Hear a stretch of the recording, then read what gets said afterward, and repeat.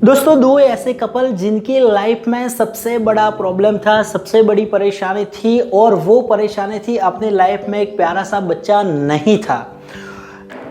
उनके आसपास जितने भी डॉक्टर्स थे उनकी एडवाइस उन्होंने ले रखी थी। जब तक उनकी इकोनॉमिकल कंडीशन बहुत ही अच्छी थी, उन्होंने किसी भी प्रकार की कोई कसर छोड़ी नहीं थी।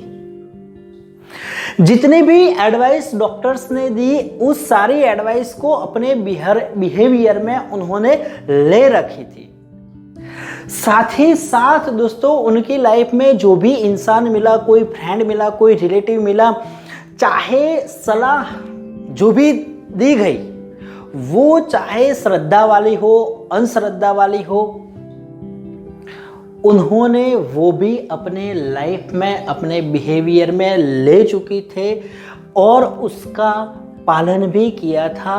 लेकिन दोस्तों, इस समय ने उनको किसी भी प्रकार का अच्छा रिजल्ट नहीं दिया था। न जाने इस समय ने क्या निश्चित कर रखा था, वो जानते नहीं थे। जब भी कोई व्यक्ति, कोई इंसान उनको ऐसा क्वेश्चन करता था कि आप कैसे हो, उस प्रश्न का जवाब सिर्फ उनकी आंखों में से आंसू ही दे रहे थे। ऐसे ही वो हारकर या शायद न जीतकर ऐसे ही डिस्पेयर में अपनी लाइफ को काट रहे थे। दोस्तों, पहला कपल था दिव्यांग और दिव्यानी का। सडनली दोस्तों, दिव्यांग की बहन जिसका नाम कल्पना था, उसका हस्बैंड की मौत एक एक्सीडेंट में हो जाती है और 3 महीनों के बाद कल्पना दिव्यांग के घर पर आती है, वो भी उसके 3 या 4 साल के लड़के को लेकर। लेकिन दोस्तों, होता क्या है कि कल्पना की लाइफ कहीं सेट हो जाती है तो वो लड़का यानी कि दिव्यांग का भांजा वहाँ पर ही रहता है और कल्पना यहाँ से वो अपने लाइफ में बिजी हो जाती है। ठीक 6-7 महीने हुए थे। इस बच्चे का भी थोड़ा सा टेंशन था दिव्यांग को।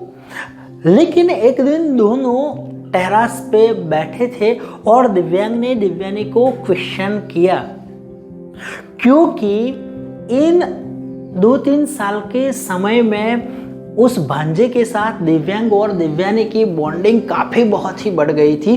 तो दिव्यांग ने क्वेश्चन किया, भले ही तुम्हारी कोख से नहीं, लेकिन बच्चे का प्यार हमें मिल रहा है, बच्चा हमें नहीं मिला। तो दिव्यानी के आँख से खुशी के आंसू निकल गए और वो बोली, हाँ, हमें बच्चे का प्यार मिल रहा है। तो दोनों ने निश्चय किया और लीगली उस लड़के को अपना लड़का बना दिया।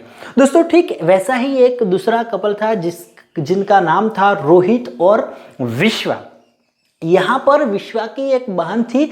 उस बहन को 3 बच्चे थे, 2 साइंस में पढ़ाई कर रहे थे, जो बड़े थे। वो इसका खर्चा वो नहीं उठा सकती थी और उनकी इकोनॉमिकल कंडीशन बहुत ही खराब थी। 3 बच्चों में 2 साइंस में पढ़ रहे थे और एक छोटा लड़का था जो 7वीं कक्षा में पढ़ रहा था। रोहित और विश्वा का यहाँ पर आना जाना रहता था। तब अपने मौसी और मासा से उस छोटे 7 साल के बच्चे की बॉन्डिंग इतनी बंध जाती है, इतना प्रेम हो जाता है कि वो लड़का जिद करता है कि मम्मी, मैं मौसी और मासा के साथ रहना चाहता हूँ। तो उसकी मम्मी रोहित और विश्वा को रिक्वेस्ट करते हैं कि आप अगर चाहता है आपके साथ रहना तो आप रखोगी। तो दोनों बहुत ही खुश हो जाते हैं और बोलते हैं कि रखेंगे ही नहीं, लेकिन हम उसकी पढ़ाई भी करवाएंगे बहुत ही अच्छी, और साथ उसकी शादी की जिम्मेवारी भी हम लेते हैं।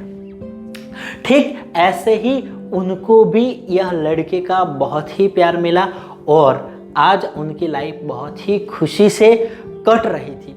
तो दोस्तों, ये समय था, समय की परीक्षा थी जो दोनों कपल ने बहुत ही अच्छी तरह दी थी।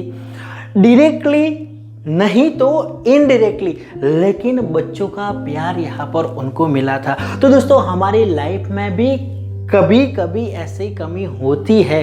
अगर कमी है तो शायद ऐसी खोट को पूरा करने के लिए आपके प्यार से उस ऐसे बच्चे की खोट को पूरा करने के लिए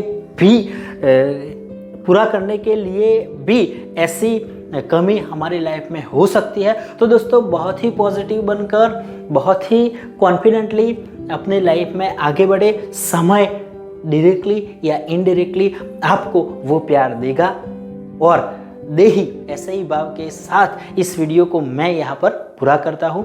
देखने के लिए धन्यवाद।